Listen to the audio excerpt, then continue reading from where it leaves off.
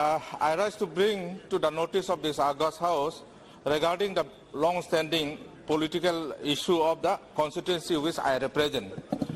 That is, number 3 autonomous district as the parliamentary constituency is full scheduled area administered by 2 autonomous council, namely Karbi Anglong Autonomous Council and Dima Hasao Autonomous Council.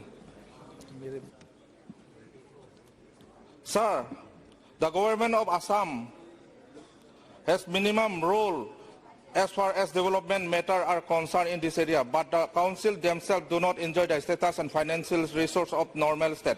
This means that the council have assumed the responsibility of a state, but agencies like the Niti Aayog and the Finance Commission have no mandate to make exclusive grant and allocation for this area. As a result, the council are presently facing 70% revenue deficit, and at the rupees of 3,900 per capita, Karbi Anglong has the lowest per capita planned investment in the entire Northeast. The unique contradiction could not be resolved during the past 40 years, causing unmitigated civil history, conflict and violence. Subsequently, peace accord like the tripartite MOU in 1995 and MOS in 2011.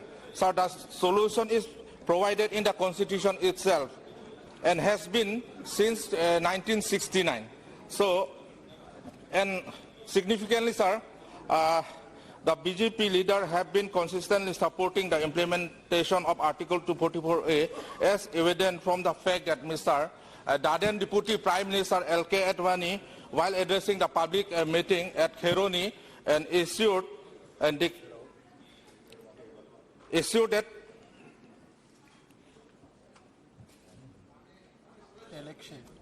if BJP came into power, they would consider the implementation of Article 244. And likewise, in 2004,